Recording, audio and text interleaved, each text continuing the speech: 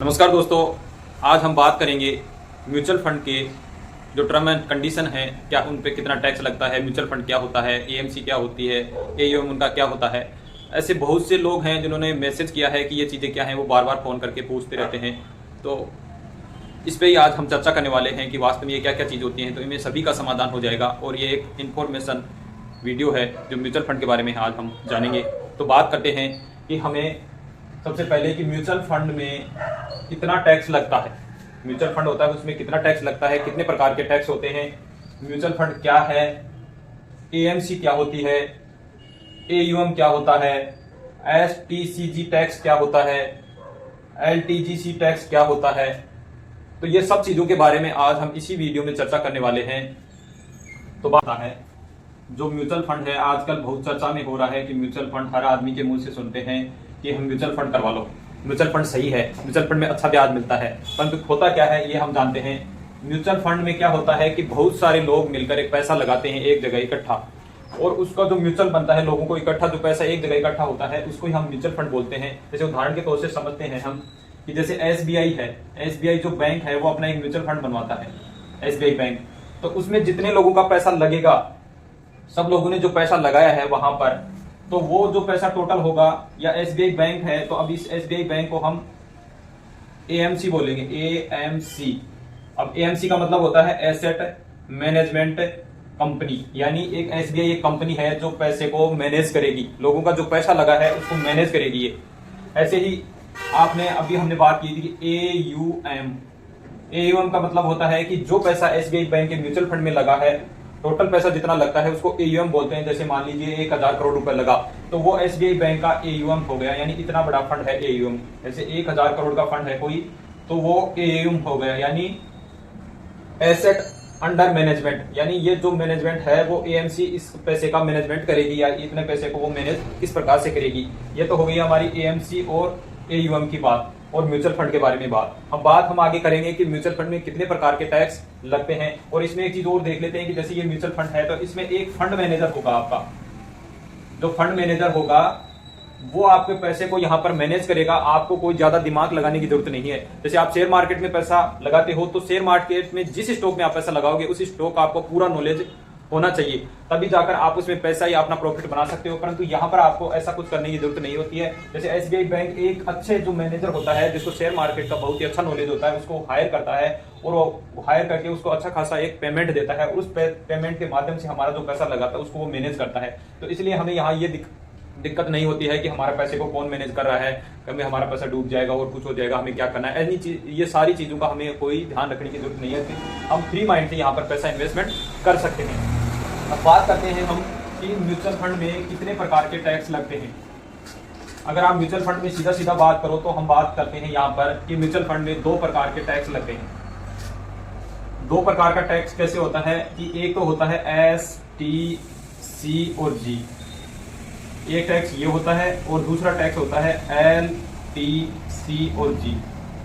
S का मतलब होता है शॉर्ट टर्म कैपिटल गेन, यानी शॉर्ट टर्म कैपिटल का गेन का मतलब हुआ कि हमारा, यानी इसमें शॉर्ट टर्म म्यूचुअल फंड में बोला जाता है 365 डेज के टाइम को ही शॉर्ट टर्म बोला जाता है।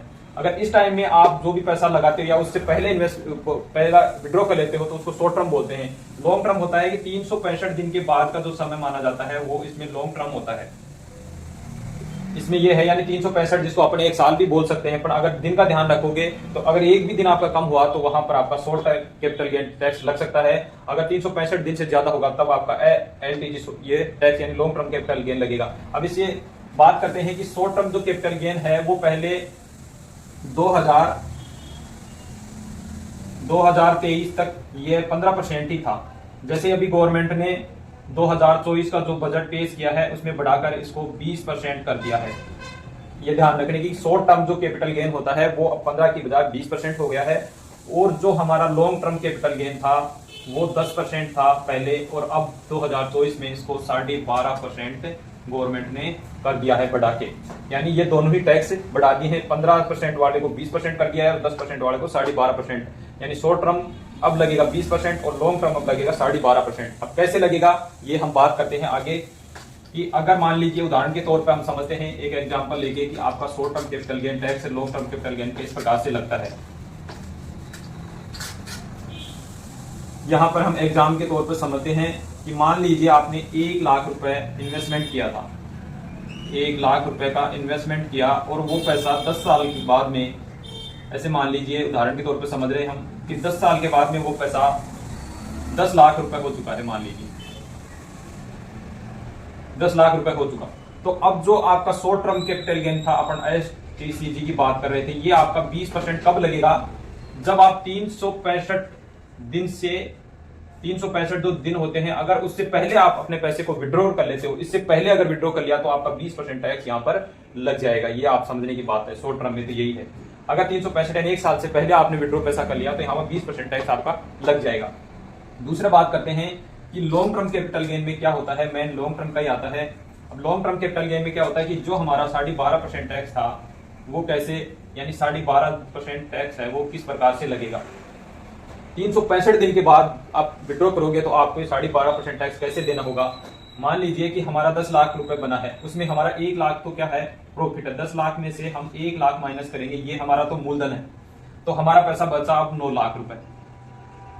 यहाँ पर हमारा पैसा 9 लाख रुपए बच चुका है। 9 लाख में से जो म्यूचुअल फंड में जो छूट दे रखी है वो है, जो छूट म्यूचुअल फंड में दे रखी है 1,25,000 रुपए की है। जो म्यूचुअल फंड में टैक्स में जो छूट मिलती है वो 1,25,000 रुपए की है। तो हम 9 लाख में से 1 लाख रुपए और माइनस कर देते हैं। 9 लाख माइनस 1.25 माइनस कर देंगे तो 9 में से 1 और 25 गए तो ये बच गया अपन 7.7, यानी 7,75,000 अपने पास पैसा बच गया। अब यानी हमारा 10 लाख में से 1 लाख तो हमारा जो मूलधन था वो माइनस हो गया, तो ये 9 लाख बचे। और 9 लाख में से जो हमें टैक्स में छूट रहती है 1.25 लाख रुपए, वो छूट हमारी यहाँ पर माइनस कर देंगे 1.25 लाख। तो 9 लाख में से 1.25 लाख माइनस करेंगे तो हमारा 7,75,000 रुपए यहाँ पर बचता है। अब इस 7,75,000 रुपए हमें 12.5% टैक्स लगेगा। वो इस प्रकार से लगेगा, मान लीजिए अब हमारा यानी 7,75,000 रुपए जो हमारे बचे थे उसका 12.5% टैक्स हमें यहाँ पर देना है। तो हमारा जो टैक्स बनेगा, अब जो टैक्स है हमारा, टैक्स में रूप में जो पैसा लगेगा हमारा वो बनेगा हमारा 96,875 रुपए।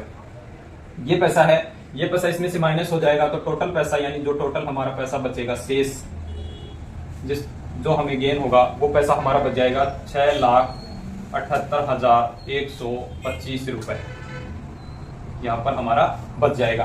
यानी 12.5% टैक्स काटने के बाद हमारा 6,78,125 रुपए हमारा यहाँ पर शेष बचेगा जो हमें मिल जाएगा।